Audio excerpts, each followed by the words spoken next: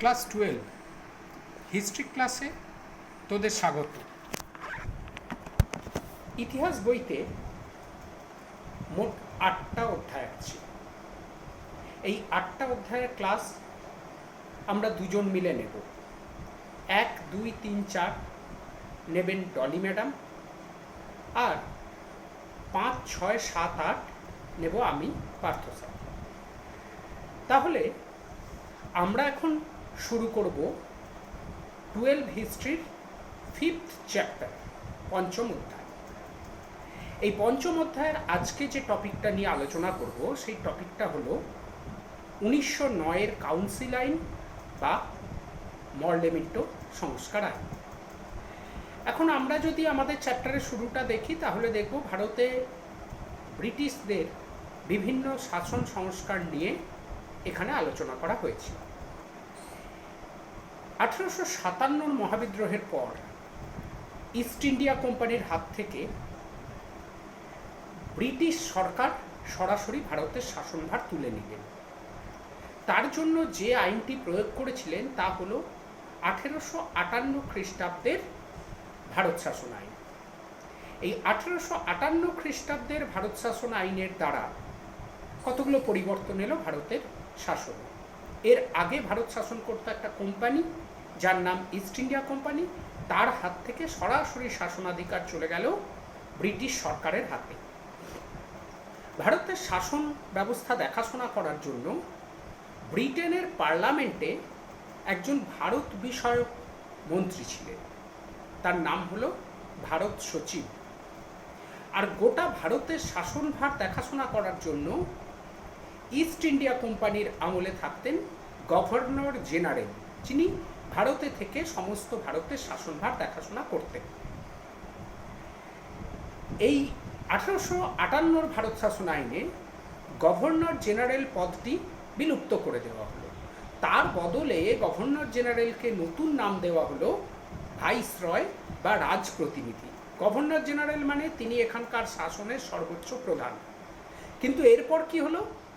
এরপর হলো তিনি আর শাসনের সর্বোচ্চ প্রধান রইলেন না। হ্যাঁ, তিনি সব শাসন ক্ষমতাটা দেখবেন, কিন্তু তিনি ইংল্যান্ডের রাজা বা রানীর প্রতিনিধি হিসাবে শাসন বিভাগটা দেখাশোনা করবেন।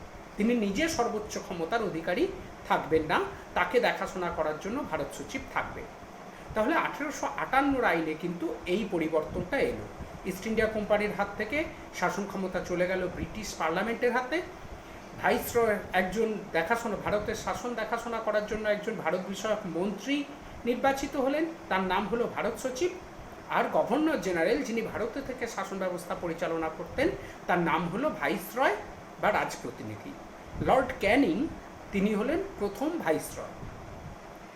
এরপরে একটা শাসন ব্যবস্থার পরিবর্তনের জন্য 1861 সালে একটা ভারত শাসন আইন চালু করা হলো।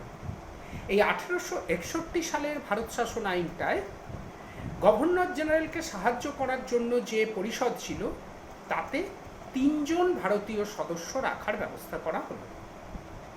তারপরে আবার একটা ভারত শাসন আইন, সেটা হয়েছিল 1892 খ্রিস্টাব্দে। তাতে ভারতীয়দের নানা রকম অধিকার দেবার কথা বলা হয়েছিল, কিন্তু বাস্তবে কিচ্ছু হয়নি।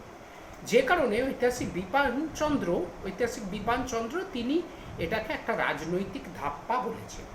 তাহলে আমরা দেখে নিলাম 3টে ভারত শাসন আইন। 1858 ভারত শাসন আইন খুব গুরুত্বপূর্ণ। তারপরে 1861 সালের একটা ভারত শাসন আইন হলো, বিশেষ গুরুত্বপূর্ণ নয়। 1892 সালের একটা ভারত শাসন আইন ছিল, যে আইনটাও গুরুত্বপূর্ণ নয়, বরং সেটা প্রতিশ্রুতি ভঙ্গ বা রাজনৈতিক ধাপ্পা বলেই মনে করেছেন ঐতিহাসিকরা। এরপর আসি ভারত শাসনের জন্য একটা গুরুত্বপূর্ণ আইন, 1909-এর কাউন্সিল আইন বা মরলেমিন্টো আইন। এই কাউন্সিল আইনটার নাম মরলেমিন্টো আইন কেন হলো না, কারণ সেই সময় ভারত সচিব ছিলেন জন মরলে আর ভাইসরয় ছিলেন লর্ড মিন্টো। এই দুজনের নামানুসারে 1909-এর কাউন্সিল আইনের নাম হলো মরলেমিন্টো সংস্কার আইন। এখন প্রশ্ন আসবে, 1909 খ্রিস্টাব্দে হঠাৎ করেই কেন একটা নতুন আইন আনার প্রয়োজনীয়তা দেখা দিল? কেন বেশ কিছু পরিবর্তন আনার প্রয়োজনীয়তা দেখা দিল? তাহলে এর জন্য আমাদের জানতে হবে 1909-এর ভারত শাসন আইন বা মর্লেমিন্টো আইনের পটভূমিটা কী ছিল, কোন পরিপ্রেক্ষিতে এই আইনটা চালু করা হয়েছিল। এর পটভূমিতে আমরা 4টে বিষয়ের ওপর আলোকপাত করব। এই 4টে বিষয় একবার দেখে নিই, তারপর আমরা এই বিষয়গুলো নিয়ে বিস্তারিত আলোচনা করব। পটভূমির মধ্যে আছে 1 নম্বর জাতীয় কংগ্রেসের প্রতিবাদ, 2 নম্বর বঙ্গভঙ্গ বিরোধী আন্দোলন, 3 নম্বর মুসলিম লীগের দাবি, 4 নম্বর বিপ্লবী সন্ত্রাসবাদী আন্দোলন। তাহলে প্রথমটা হচ্ছে জাতীয় কংগ্রেসের প্রতিবাদ। 1885 খ্রিস্টাব্দে ভারতে জাতীয় কংগ্রেস প্রতিষ্ঠিত হবার পর থেকে তারা ভারতীয়দের অধিকার নিয়ে নানাভাবে সোচ্চার বা সরব হয়েছিল। লাগাতারভাবে তারা ভারতীয়দের শাসন ব্যবস্থায় অধিকার দেবার জন্য, অংশ নেবার সুযোগ দেবার জন্য তারা দাবি জানিয়ে আসছিল। এই জাতীয় কংগ্রেসকে কিছুটা খুশি করার জন্য, তাদের দাবিগুলো কিছুটা মেনে নেবার জন্য 1909-এর কাউন্সিল আইন বা মর্লেমিন্টো আইন করা হয়েছিল। তাহলে প্রথম কারণ জাতীয় কংগ্রেসের দীর্ঘদিনের প্রতিবাদ। 2 নম্বর হচ্ছে বঙ্গভঙ্গ বিরোধী আন্দোলন। 1905-এ লর্ড কার্জন তিনি বঙ্গভঙ্গ করেছিলেন। এই বঙ্গভঙ্গের বিরুদ্ধে বাংলার মানুষেরা বিক্ষোভে ফেটে পড়ল এবং সেই আন্দোলনের ঢেউ ছড়িয়ে পড়েছিল সারা ভারত জুড়ে। স্বদেশী আন্দোলন ভারতের জাতীয়তাবাদ উন্মেষে একটা গুরুত্বপূর্ণ ভূমিকা গ্রহণ করেছিল। এমনভাবে ব্রিটিশ বিরোধিতা দেখা দিয়েছিল যেটা ব্রিটিশকে কিন্তু ভয় দেখিয়ে দিয়েছিল। তাই বঙ্গভঙ্গের সময় যে দাবিগুলো উঠেছিল সেই দাবিগুলোকে থেকে মানুষের অ্যাটেনশনটা কিছুটা সরিয়ে নেবার জন্য এবং ভারতীয়দের কিছুটা খুশি করার জন্য, ভারতীয়দের কিছু সুযোগ সুবিধা দান করার প্রয়োজনীয়তা অনুভব করেছিল ব্রিটিশ সরকার। তাই এই বঙ্গভঙ্গ বিরোধী আন্দোলনও ছিল মর্লেমিন্টো আইনের চালু করার জন্য একটা গুরুত্বপূর্ণ কারণ। তৃতীয় কারণ মুসলিম লীগের দাবি, আর চতুর্থ কারণ বিপ্লবী সন্ত্রাসবাদী আন্দোলনের উদ্ভব। মুসলিম লীগের দাবিটা নিয়ে আমরা একটু আলোচনা করি। British Sarkar divide and rule নীতি প্রবর্তন করেছিল, অর্থাৎ বিভাজিত করো এবং শাসন করো। ভারতের হিন্দু মুসলমান তারা যদি একত্রিতভাবে ইংরেজদের বিরুদ্ধে লড়াই শুরু করে তাহলে কিন্তু ইংরেজদের বেশি দিন ভারতে টিকে থাকা এবং শাসন ব্যবস্থা পরিচালনা করা অসম্ভব হয়ে যাবে বুঝে নিয়ে তারা একটা কৌশল চালু করলেন। সেই কৌশলটা হলো ভারতীয়দের হিন্দু এবং মুসলিম এই দুটি সম্প্রদায়ে বিভক্ত করে দাও, তারা নিজেদের মধ্যে লড়াই করুক এবং লড়াই করে তারা ক্ষমতা নিঃশেষ করুক, যাতে তারা একত্রিত হয়ে ব্রিটিশের বিরুদ্ধে ঐক্যবদ্ধ আন্দোলন করতে না পারে। সেই জন্য ব্রিটিশ সরকার মুসলিম সম্প্রদায়কে বোঝালেন জাতীয় কংগ্রেসের অধীনে থাকলে সেটা একটা হিন্দুদের সংগঠন, সেখানে মুসলিমদের কোনো রকম কোনো সুবিধা হবে না। এবং এর পেছনে কিন্তু কিছু যুক্তিও ছিল। জাতীয় কংগ্রেসের প্রধান নেতারা বেশিরভাগই ছিলেন হিন্দু সম্প্রদায়ের এবং উচ্চবর্ণের, এবং মুসলিমরা তাই সেই সুযোগটা কিন্তু বা সেই কথাগুলো কিন্তু কিছুটা গ্রহণ করলো এবং তারা দেখলো সত্যিই জাতীয় কংগ্রেসের সঙ্গে হিন্দুদের দাবি বা হিন্দুদের সম্পর্কই বেশি রয়েছে এবং সেখানে মুসলিমদের স্বার্থ কিছুটা উপেক্ষিত হচ্ছে। এটা বুঝতে পেরে মুসলিমরা তখন ব্রিটিশ সরকারকে বললো আমরা কি করব। ব্রিটিশ সরকার বলল তোমাদের উন্নতির জন্য তোমরা একটা আলাদা সংগঠন তৈরি করো, এই আলাদা সংগঠনটা শুধু মুসলিমদের কথা ভাববে এবং তোমরা যে দাবিগুলো করবে সেই দাবিগুলো আমরা তোমাদের মিটিয়ে দেব। এইভাবে জাতীয় কংগ্রেস থেকে মুসলিমদের বিচ্ছিন্ন করার জন্য 1906 খ্রিস্টাব্দের ডিসেম্বর মাসে ব্রিটিশের মদতে তৈরি হলো মুসলিম লীগ। এই মুসলিম লীগের নেতা আগা খাঁ তিনি মুসলিম সমাজের দাবি দাওয়া নিয়ে বড়লাট লর্ড মিন্টোর সঙ্গে 1907 খ্রিস্টাব্দে সিমলাতে দেখা করলেন। সেখানে তারা মুসলিমদের উন্নতির জন্য কিছু দাবি দাওয়া পেশ করলেন, যাকে বলা হয় সিমলা ডেপুটেশন 1907 খ্রিস্টাব্দে।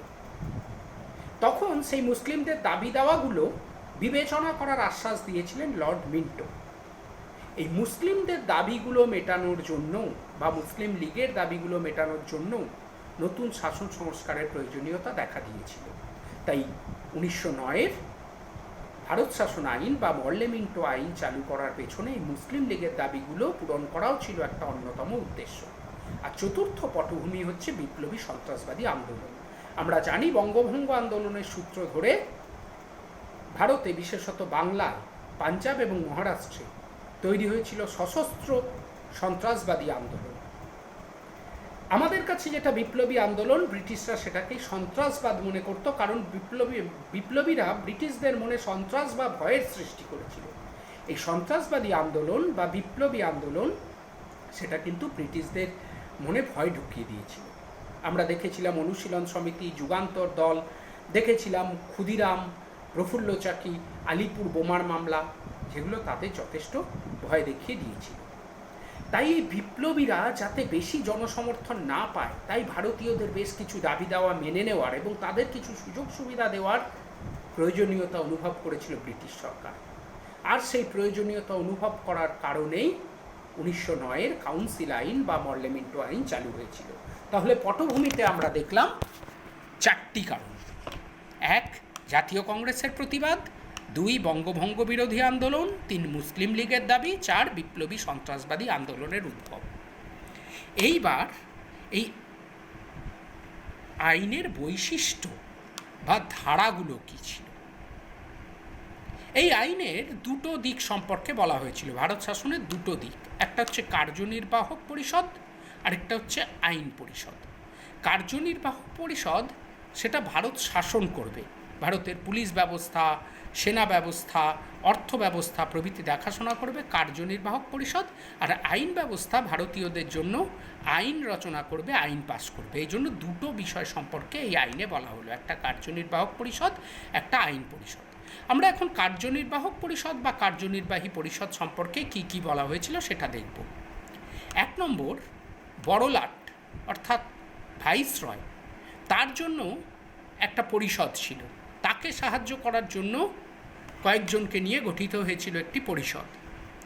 এবং প্রত্যেক প্রদেশে, বাংলায়, মুম্বাইতে বা মহারাষ্ট্রে, পাঞ্জাবে, বিভিন্ন প্রদেশে সেখানে দেখাশোনা করার জন্য যে প্রাদেশিক গভর্নররা ছিল তাদেরকেও সাহায্য করার জন্য একটা পরিষদ বা কমিটি ছিল।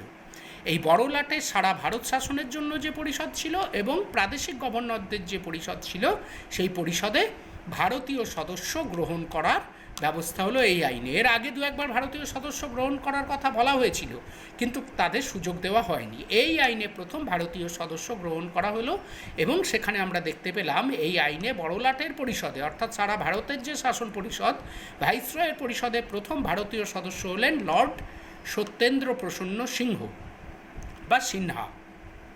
আর বাংলার প্রাদেশিক পরিষদে প্রথম দেশীয় সদস্য হলেন রাজা কিশোরীলাল গোস্বামী। তাহলে প্রথম হলো কার্যনির্বাহক পরিষদে ভারতীয় সদস্য গ্রহণ, আর দ্বিতীয়ত এই পরিষদের সদস্য সংখ্যা বৃদ্ধি করা হলো। বিভিন্ন প্রদেশের যে কার্যনির্বাহক পরিষদ ছিল তার সদস্য সংখ্যা আগে ছিল 2, সেটা বাড়িয়ে 4 করে দেওয়া হলো। এবার আমরা আলোচনা করব আইন পরিষদ সম্পর্কে। আইন পরিষদ, আইন পরিষদের মূল কাজ হচ্ছে আইন পাশ করা। এই আইন পরিষদের সর্বোচ্চ ক্ষমতা ছিল কেন্দ্রের ক্ষেত্রে বা সর্বভারতীয় ক্ষেত্রে ভাইসরয়ের ওপর এবং প্রদেশগুলোতে ছিল প্রাদেশিক গভর্নরের ওপর। আইন পরিষদের ক্ষেত্রে কি বলা হলো সেটা আমরা একবার দেখি। কেন্দ্রীয় আইন পরিষদের সদস্য সংখ্যা বৃদ্ধি করে আগে ছিল 16, তার থেকে বাড়িয়ে 60 করা হলো। কেন্দ্রীয় আইন পরিষদে আগে সদস্য সংখ্যা ছিল 16, সেখান থেকে বাড়িয়ে 60 জন করে দেওয়া হলো। তার মানে অনেক বেশি সংখ্যক সদস্য নিযুক্ত করা হলো বড়লাটকে সাহায্য করার জন্য। এবার দেখব এই যে 60 জন ছিল, এই 60 জনের মধ্যে 28 জন ছিল সরকারি কর্মচারীদের মধ্যে থেকে, 27 জন ছিল জমিদার, বিভিন্ন বণিক সভা এবং প্রদেশগুলোর আইনসভা দ্বারা নির্বাচিত, আর 5 জন ভাইসরয় দ্বারা মনোনীত হবে। এখানে একটা কৌশল আমরা দেখতে পেলাম। তাহলে সদস্য সংখ্যা বাড়িয়ে 60 জন করা হলো ঠিকই, কিন্তু মূল ক্ষমতাটা রেখে দেওয়া হলো ব্রিটিশ সরকারের ওপর। কেন না, 28 জন সরকারি কর্মচারী, এরা সবসময় কিন্তু সরকারের স্বার্থ রক্ষার চেষ্টা করবে। 27 জন জমিদার, বণিক সভা, দ্বারা নির্বাচিত। এরা বণিকদের স্বার্থরক্ষা, জমিদারদের স্বার্থরক্ষা অর্থাৎ ভারতের স্বার্থরক্ষার কথা বলবে। আর 5 জনকে ভাইসরয় নিজে মনোনীত করবেন, অর্থাৎ তারা ভাইসরয়ের কথা বলবে। তাহলে সরকারের কথা বলার জন্য কতজন রইল? 28 আর 5-এ 33 জন রইল, যারা সরকারের প্রতিনিধি, অর্থাৎ সরকারের স্বার্থ রক্ষা করবে। আর দেশের স্বার্থ রক্ষা করার জন্য থাকলো 27 জন। তাহলে দেখা গেল সংখ্যাগরিষ্ঠ সদস্য কিন্তু সরকারের স্বার্থই রক্ষা করবে। ভারতীয়দের কথা বলার জন্য সংখ্যালঘু রইল 27 জনকে রাখা হলো, যারা ভারতীয়দের পক্ষ থেকে নির্বাচিত। 2 নম্বরে কি বলা হলো? 2 নম্বরে বলা হলো কেন্দ্রীয় ও প্রাদেশিক আইন পরিষদগুলি বাজেট পরিকল্পনা অর্থাৎ অর্থনীতি সম্পর্কে, কোথায় কত খরচ হবে সেই সম্পর্কে বাজেট পরিকল্পনা করতে পারবে, বাজেট পাস করতে পারবে, বাজেট সম্পর্কে আলোচনা করতে পারবে এবং ভোট দিতে পারবে। যে তাহলে আলোচনা কি? শিক্ষা খাতে কত খরচ হবে, স্বাস্থ্য খাতে কত খরচ হবে, সামরিক খাতে কত খরচ হবে, রাস্তাঘাট নির্মাণের জন্য কত খরচ হবে, এক একজন এক এক রকম প্রস্তাব করে, তার ওপরে ভোটাভুটি হয়। এখানে এই ভোটাভুটির ক্ষমতা, বাজেট করার ক্ষমতা, বাজেট পাস করার ক্ষমতা, ভোটদানের ক্ষমতা, আলোচনা করার ক্ষমতা, এগুলো কিন্তু কেন্দ্রীয় যে শাসন পরিষদ ছিল এবং প্রাদেশিক যে পরিষদ ছিল তাদের হাতে দেওয়া হলো, অর্থাৎ তারা অর্থনীতি সম্পর্কে আলোচনা করার ক্ষমতা তারা পেল। 3 নম্বর সুপারিশ ক্ষমতা। এই যে সদস্যদের নেওয়া হলো, এই সদস্যদের আইন সুপারিশ করার ক্ষমতা দেওয়া হলো। সুপারিশ মানে কোনো বিষয়ে পরামর্শ, কোনো বিষয়ে আবেদন করার ক্ষমতা তাদের দেওয়া হলো, নির্দেশ দেওয়ার ক্ষমতা দেওয়া হলো। তারা দেশের যে কোনো বিষয় সম্পর্কে, কোথায় স্বাস্থ্য ব্যবস্থা ভেঙে পড়ছে, কোথায় অর্থনীতিতে কি পরিবর্তন আনতে হবে, সমস্ত বিষয় সম্পর্কে তারা সুপারিশ করতে পারবে, এই ক্ষমতা দেওয়া হলো। 4 নম্বর মুসলিমদের জন্য পৃথক নির্বাচনের ব্যবস্থা করা হয়। কিছু কিছু অঞ্চল সেটা মুসলিমদের জন্য সংরক্ষিত করে দেওয়া হয়, যেখানে মুসলিম সংখ্যাগরিষ্ঠ, সেখানে যে প্রার্থী দাঁড় করা সেটা মুসলিম সম্প্রদায়ের হতে হবে, এই বিষয়টা সেখানে নির্দিষ্ট করে দেওয়া হলো, যে ধর্মের ভিত্তিতে পৃথক নির্বাচনের ব্যবস্থা করা হলো মুসলিমদের জন্য। এবার আসি প্রাদেশিক আইন পরিষদগুলোয় কি বলা হলো? তাদের সদস্য সংখ্যা 30 থেকে 50-এর মধ্যে রাখা হলো। যেটা ছোট ছোট দেশ, ছোট ছোট প্রদেশ যেগুলো, সেগুলোর সদস্য সংখ্যা কম, আর যুক্তপ্রদেশ, তখন অবিভক্ত বাংলা, এগুলোর সদস্য সংখ্যা কিন্তু বেশি রাখা হলো। আর যেগুলো ছোট ছোট প্রদেশ, মহারাষ্ট্র ইত্যাদি ইত্যাদি ছোট ছোট প্রদেশগুলোর সদস্য সংখ্যা কম রাখা হলো। এইবার দেওয়া হলো অপসারণ ক্ষমতা। গভর্নর জেনারেল বা ভাইসরয় এবং প্রদেশের ক্ষেত্রে প্রাদেশিক গভর্নরের হাতে রাখা হলো অপসারণের ক্ষমতা। অর্থাৎ যে কোনো সদস্যকে যদি তাদের অপছন্দ হয়, সেই সদস্যকে তারা সঙ্গে সঙ্গে আইন পরিষদ থেকে বহিষ্কার করার ক্ষমতা পেলেন। অর্থাৎ কারোর পরামর্শ নিতে হবে না, কোনো রকম ভোটাভুটি আলোচনা নয়, যাকে মনে হবে গভর্নর জেনারেলের বা ভাইসরয়ের বা প্রাদেশিক গভর্নরদের, যাকে মনে হবে যে সরিয়ে দেবার, তাকে তারা সরিয়ে দেবেন। অর্থাৎ যদি কেউ দেশের স্বার্থের কথা বারবার করে বলে, তখন তাকে সরিয়ে দেবার ক্ষমতা কিন্তু গভর্নর জেনারেলের হাতে রাখা হলো। এবার আমরা দেখব এর সমালোচনাগুলো কি ছিল। এর সমালোচনা ছিল বেশ কিছু, অর্থাৎ এই আইনের বেশ কিছু ত্রুটি ছিল।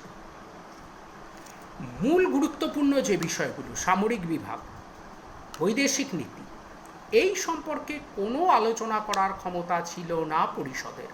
অর্থাৎ যেখানে ভারতীয় সদস্যরা যুক্ত হয়েছিল, সুযোগ পেয়েছিল, তাদের কিন্তু এই গুরুত্বপূর্ণ বিষয়গুলো সম্পর্কে আলোচনা করার কোনো ক্ষমতা ছিল না। 2 নম্বর, নির্বাচিত প্রতিনিধিদের সদস্য সংখ্যা কম করা হলো। তাহলে এই কথাটা আগেই বলেছিলাম, সদস্য নেওয়া হলো 27 জন নির্বাচিত সদস্য, যারা ভারতীয়দের স্বার্থ রক্ষা করবে, কিন্তু ইংরেজদের স্বার্থ রক্ষা করার জন্য রাখা হলো 33 জনকে। তাহলে ভারতীয়দের স্বার্থ কিন্তু ভোটাভুটি হলে সবসময় রক্ষিত হচ্ছিল না। তৃতীয়ত, বড়লাটের হাতে দেওয়া হলো সমস্ত ক্ষমতা, অর্থাৎ যে কোনো আইন বাতিল করার ক্ষমতা বড়লাটের হাতে দেওয়া হলো, এবং যে কোনো সদস্যকে বহিষ্কার করার ক্ষমতাও বড়লাটের হাতে দেওয়া হলো। তাহলে ভারতীয় সদস্যরা যদি অনেক আলোচনার পর ভারতীয়দের স্বার্থ রক্ষার জন্য একটা আইন পাশ করে এবং বড়লাট যদি মনে করে এই আইনটা যুক্তিযুক্ত নয় বা ব্রিটিশের স্বার্থ লঙ্ঘিত করছে, তিনি সঙ্গে সঙ্গে সেই আইনটি বাতিল করে দিতে পারবেন। অথবা কোনো সদস্য যদি বারবার ভারতীয়দের জন্য আন্দোলন করেন, দাবি দেওয়া করেন, বারবার সংসদের মধ্যে যদি দাবি তোলেন, বড়লাটের ইচ্ছা হলে তাকে তৎক্ষণাৎ বহিষ্কার করে দিতে পারবেন। অর্থাৎ ভারতীয় সদস্য, নির্বাচিত সদস্য নেওয়া হলেও তাদের ক্ষমতা রইল কিন্তু সীমিত, সমস্ত ক্ষমতা সেই বড়লাটের হাতেই রাখা হলো। ব্যাপারটা যেন হয়ে গেল অনেকটা লোক দেখানো ব্যাপার। আর এর 4 নম্বর ত্রুটি যেটা, সেটা হলো সাম্প্রদায়িক নির্বাচন। আমরা আলোচনায় করেছি বৈশিষ্ট্যে যে মুসলিম সম্প্রদায়ের জন্য পৃথক নির্বাচনের ব্যবস্থা করা হলো। এই পৃথক নির্বাচন অর্থাৎ মুসলিম প্রধান অঞ্চলগুলোয় আলাদা নির্বাচন, হিন্দু প্রধান বা অন্যান্য ধর্মের প্রধান অঞ্চলগুলোয় সেখানে আলাদা নির্বাচন। যখনই মুসলিম প্রধান অঞ্চলগুলোকে আলাদা করে দেওয়া হলো, তাদের মানুষের মনে কিন্তু একটা বিচ্ছিন্নতাবাদী মনোভাব সৃষ্টি হলো, যার থেকেই পরবর্তীকালে পাকিস্তান গঠনের দাবিটাও উঠেছিল। এই জন্য পার্সিভাল স্পিয়ার তিনি এই সাম্প্রদায়িক নির্বাচন ব্যবস্থাকে তিনি কি বলেছিলেন না, পাকিস্তান গঠনের ভিত বলে মনে করেছিলেন পার্সিভাল স্পিয়ার। এইবার আমরা দেখব তা সত্ত্বেও এই আইন ছিল কিন্তু গুরুত্বপূর্ণ। এক বেসরকারি সদস্য বৃদ্ধি করা হলো। আগে বেসরকারি সদস্য যে 2-3 জন ছিল, তার বদলে 27 জন বেসরকারি সদস্যর সুযোগ পেলেন এখানে। ফলে আইনসভায় ভারতীয়দের প্রতিনিধিত্ব বাড়ল। জোর গলায় ভারতের দাবি দাওয়া রক্ষা করার কথা তারা দল বেঁধে বলতে পারলেন, এটাই আইনের একটা গুরুত্বপূর্ণ দিক। 2, স্বায়ত্ত শাসন পাওয়ার পক্ষে এটা ছিল প্রথম ধাপ। অর্থাৎ ভারতীয়রা এখানে বাজেট নিয়ে, দেশের অর্থনীতি নিয়ে, যে কোনো বিষয় নিয়ে কথা বলার সুযোগ পেলেন। এইভাবে ভারতীয়দের স্বায়ত্ত শাসন অর্থাৎ নিজের হাতে শাসন পাওয়ার এটা একটা ধাপ বলেই কিন্তু গণ্য করতে পারি আমরা। এবং আইনের শাসনের সূচনা হলো। এতদিন ইস্ট ইন্ডিয়া কোম্পানির যে শাসন চলছিল, সেই আইনের বদলে একটা ভারতীয়দের প্রতিনিধিত্বমূলক আইনের শাসন এখানে সূচিত হলো। এইভাবে দেখা গেল যে এই 1909-এর কাউন্সিল আইন বা মর্লেমেন্টো আইন ভারতের ইতিহাসে অত্যন্ত গুরুত্বপূর্ণ একটা দিক নির্দেশ করে গিয়েছি। তোরা এটা ভালো করে শুনবি, আমি এর সঙ্গে এই লেখাটা পাঠিয়ে দিচ্ছি, তোরা দেখবি। এই গ্রুপের মধ্যেই তোরা তারপরে তোদের যা কিছু প্রশ্ন আছে সেগুলো কিন্তু এই গ্রুপেই করবি। আমি প্রত্যেকটা ধরে ধরে উত্তর দেবো। আর প্রথম থেকেই বলে দিচ্ছি যে গা ছাড়া দেবার কিন্তু কোনো সুযোগ নেই। উচ্চ মাধ্যমিক অত্যন্ত ভাইটাল। এইখানে ভালো রেজাল্ট করতে পারলে ঠিক হবে তোমরা কিসে অনার্স পাবে, ভবিষ্যৎ জীবন কোন দিকে যাবে। তাই অনলাইনে ক্লাস হচ্ছে মানে এই ক্লাসটা আসল ক্লাস নয়, নকল ক্লাস তা কিন্তু নয়। আমাদের হয়তো সারা বছরটাই এইভাবে চালাতে হতে পারে। তাই এখন থেকে কিন্তু পড়াশোনা করতে হবে এবং এর সঙ্গে কানেকশান রাখতে হবে। যে কোনো বিষয় জানতে পারলে আমাদের এখানে প্রশ্ন করতে হবে এবং এরপরে আমি নোট তৈরি করতে দেবো, সেইগুলোও কিন্তু এখানেই পোস্ট করতে হবে। তাহলে সেইভাবে এখন থেকে সিরিয়াসলি নিজেদের তৈরি করতে হবে এই অনলাইন ক্লাসের জন্য। ভালো করে পড়াশোনা করিস তোরা।